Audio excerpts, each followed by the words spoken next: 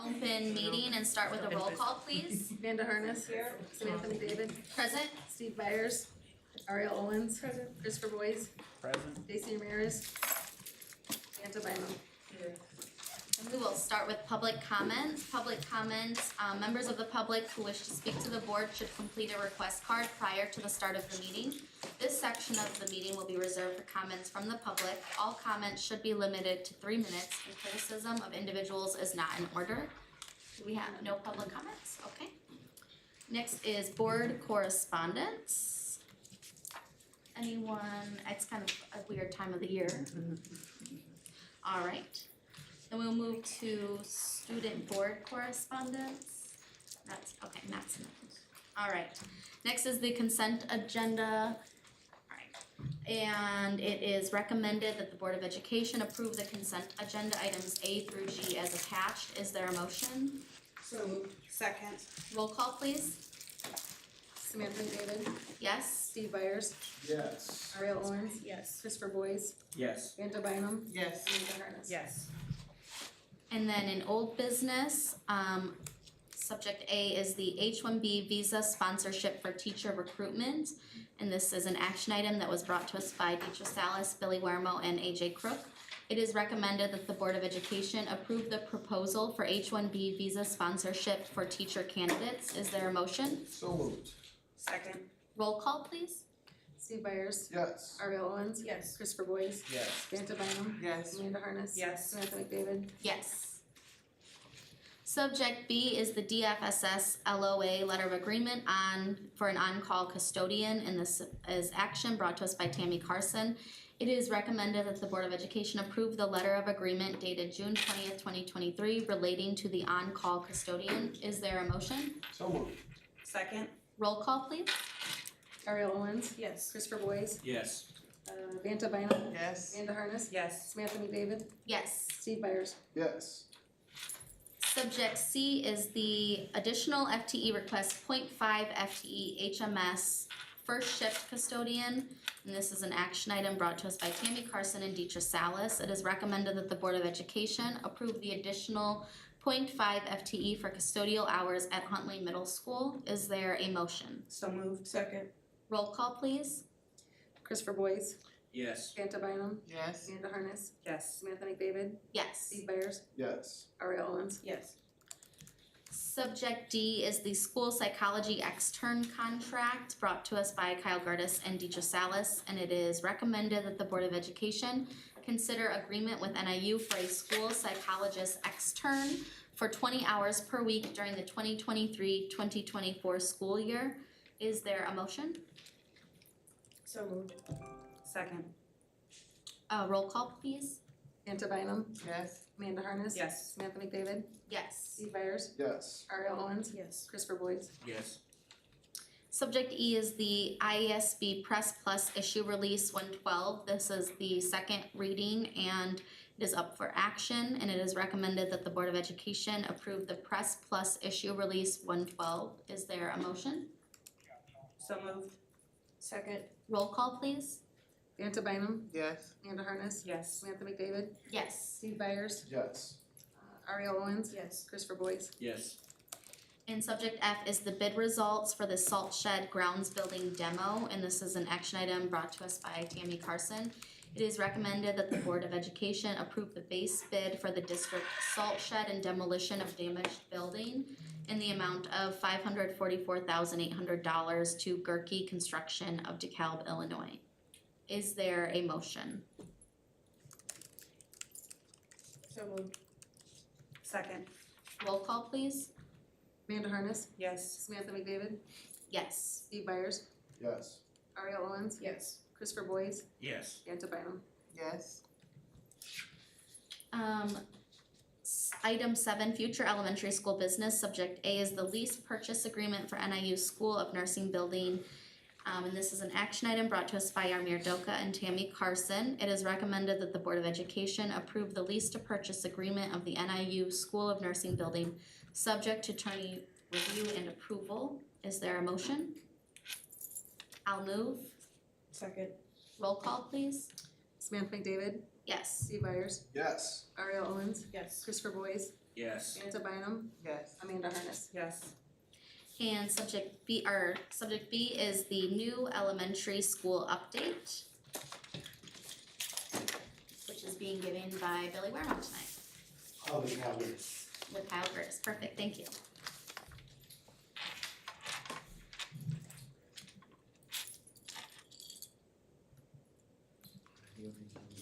Note cards. So we got a couple note cards for you all, just in case you have some questions that we can address later on. So just wanted to update the school board on some steps that we've taken so far. We've hired our construction manager, which Amanda was part of that with Lamp Incorporated that we decided to go with out of our 4 bidders. So very knowledgeable and trusted company from what we've gathered, and so far it's been great working with them. So we've also had design committee meetings. Sorry, Can you turn that mic on? Thank you. here we go. You good? Yes, I just for the broad. Sure. Yeah, So stream. we've also had some design committee meetings. We meet like every other week, so on Mondays we've asked staff and to be part of the committees. We have a couple staff who have continuously come, even I know we're on summer break and we still have quite a bit of dedicated staff that are coming to help with that. We also, just like you all approved the lease agreement proposed, so we got that up and going as well. We've been collaborating on our floor plan for the new school. We have our next meeting tomorrow to look at furniture. That's our second meeting of the 2 that we're gonna have for that. And we've continuously had conversations with the demographer to get his input on how we are going to be allocating different resources district-wide. So we got a couple meetings scheduled with our school leaders, community. So be on the lookout for those. As you see, you'll see these promoted quite a bit. And I know I said I was presenting with Kyle, but I think I got a little nervous and it just took the show over. So I don't know if you wanna, what you wanna highlight. Oh, my bad. No, it's all good. Yeah, it's just that we do have some dates put on the calendar, and I know Ms. Parker isn't here tonight, but we have August, October, December, February, and April already scheduled, and those would be community conversations centered around this topic of opening the new elementary school. So we're excited the work that's been done, but also obviously the roadmap moving forward to continue to have dialogue with those that matter most, and that's our community and families. So at the community conversations, you would like to see probably anyone, but primarily families that potentially would be attending, or students that would be attending this school. So families with students attending this school, Absolutely. Yeah, and I would say any elementary. any elementary. Yeah. So if you have any questions, we'll pick those up at the end of the board meeting, and we can come back to those at our next board meeting. Thanks, guys. Yeah, Thank you. thank you. Thank you. So do I turn this off now? Or leave it on? We got more Just be speakers quiet. coming Okay, up. alright. Yeah, I don't. Next, under new business and administration, subject A is the DeKalb High School Chamber Choir Students Madrigal Retreat, and this is information brought to us by Dr. Larson. Good evening, everyone. So this is an opportunity for our Madrigals group to go to Williams Bay, Wisconsin on August 19th to do a low ropes course, to do some team building things. The Music Boosters does pay for it. And just do team activities. It's not an overnight, but it is out of state, so we're bringing it to the board for information. Anybody have any questions on this? All right. Consensus to bring this back for approval? Yes. Thank you. Thank you. Subject B is out-of-state travel, La Cosecha Conference, November 2023, and this is information. Billy Wermo. So I'm back. So we've, for the last probably at least 5 years, we've sent our teachers to La Cosecha more as gathering information, and I mean, it's a conference where you have educators nationwide coming to help support one-way dual language, two-way dual language, dual immersion, just all types of programs that have to do with our L's. So this year we actually have the opportunity to send 4 of our DCTA members to go present at the La Cosecha. Not sure if the board knows, but we have 2 certified GLAD trainers. So we were able to get them certified and pay for that, and now to our benefit, they've been able to train a trainer, our own teachers here in the district. And now they're gonna go network out and provide that in New Mexico for some other educators. And we also have Jane Weiss and Stephanie Spooner who are going to present. They'll be going now on their 3rd year of two-way dual language kindergarten teachers. Two-way dual language isn't the most common, so this is gonna be a great opportunity for them to highlight what we're doing in DeKalb and just to highlight what we're doing, period. Any questions? And funding's coming from a grant. Funding, the most important part, Yep. right? So that's actually, that's coming out of Title III, so it's coming out of AJ's Look Left. Any questions? Consensus to bring this back for action? Yes. Thank you, and you're still up for the out-of-state travel. Yes. Courageous Principals Yes, so, Administrator I think maybe I'll Professional start with the funding this time on this one, so I don't forget. This is gonna come out of our Title II grant. We went to Courageous Principals back in October of 2022, and then for our principals and some of our directors. And then we went in February again for our assistant principals. There's 2 levels to Courageous Principals, and our principals thought that it was a great benefit for their instructional leadership. So I'm gonna go ahead and I asked Dr. Larson if she would kind of be a testimonial Sure. for us. Thanks. So I did have the opportunity to go to Courageous Principals, the level 1. This would provide the opportunity to go for level 2. And when we were able to go and network with other leaders across the nation to not only, get feedback on things that they might be doing well in their districts, but also highlight what we're doing in our district and really have that collaboration and discuss different things and situations to get different tools and resources in terms of just like conversations, what to do with resources and how to get to like the root of problems and just work together as a team. So it was really neat because we went as a group where we still got to be together, but then once you're there, then you get to break off into different groups and it's a very intense retreat basically. So it was a great opportunity for us as a level 1, and then when we were able to talk to people about the level 2 experience, they said that it was just really connected and just helped them grow as leaders. So I benefit a lot from the experience, and I know that all of our principals had nothing but great things to say about it, so, thank you. Any questions? Consensus to bring this back for action? Yes. Okay, subject D is the school psychologist contract, MMC Education Staffing LLC, and this is information brought to us by Kyle Curtis. Good evening. I'm here before you today. A couple of board meetings ago, actually a couple months ago, I came forward and had a candidate that was through this exact same staffing agency, MMC Education Staffing.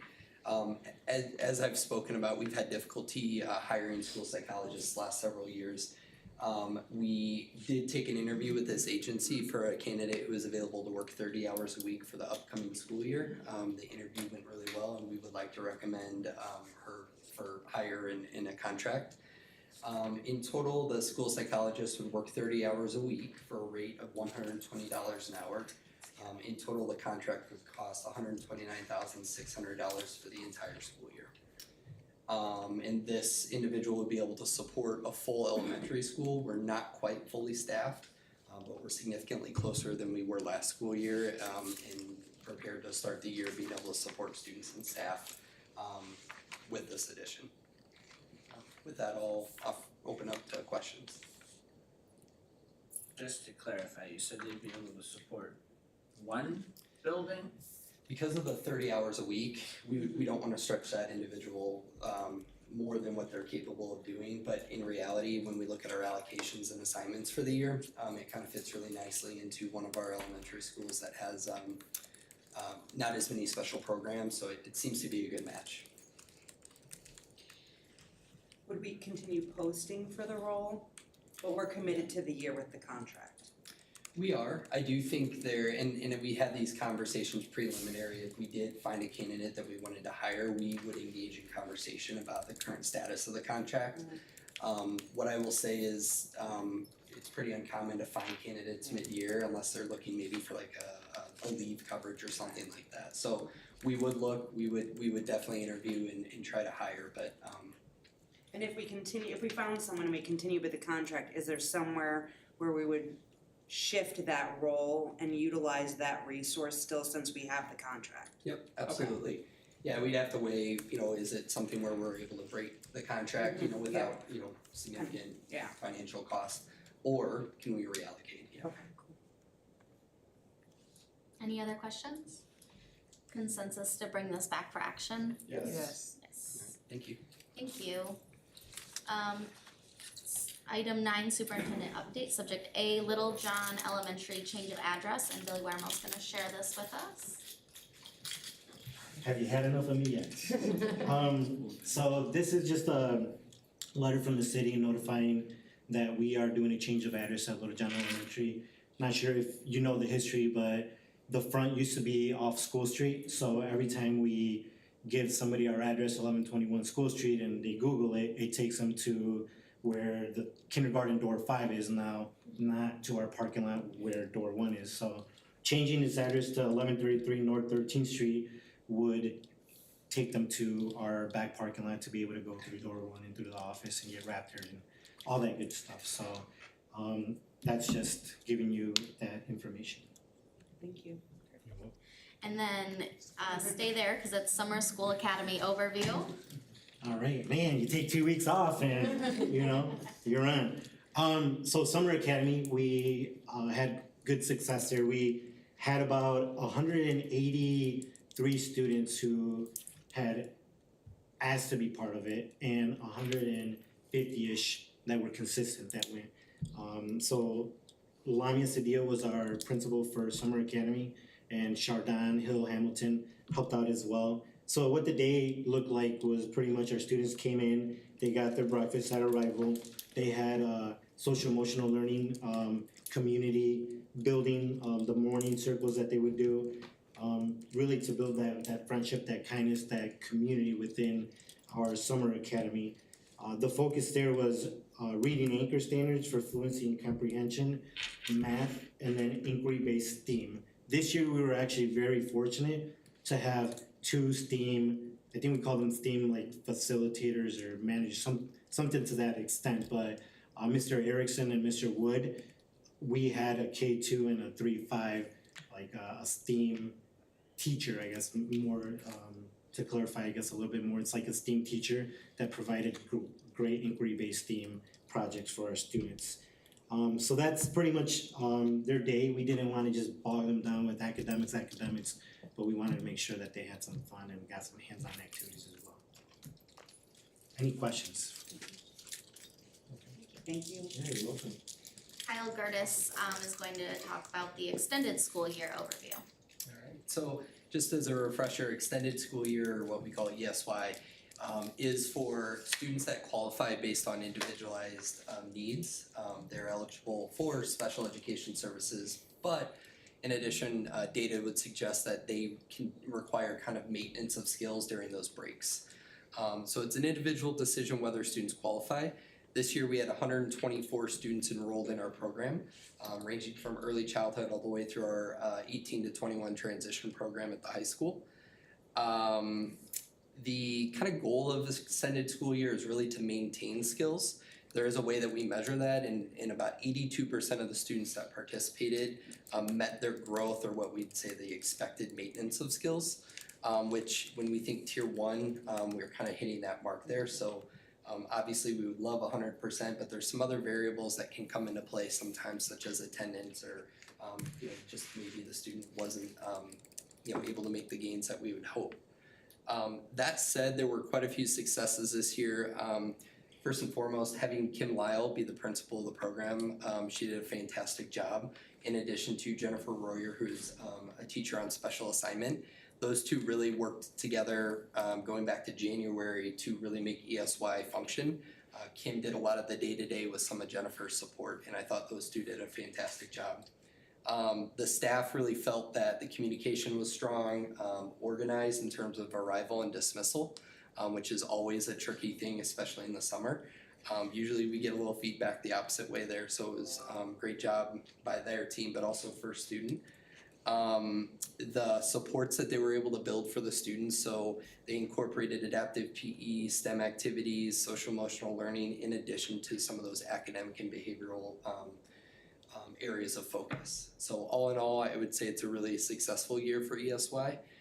We are looking to make some tweaks, obviously, from year to year, and one of the feedback was for next year is to consider maybe a change of location at a smaller elementary school that would allow just staff to be a little bit more closer in proximity during the day. But those are things that we can work with Tammy and her team on for next summer.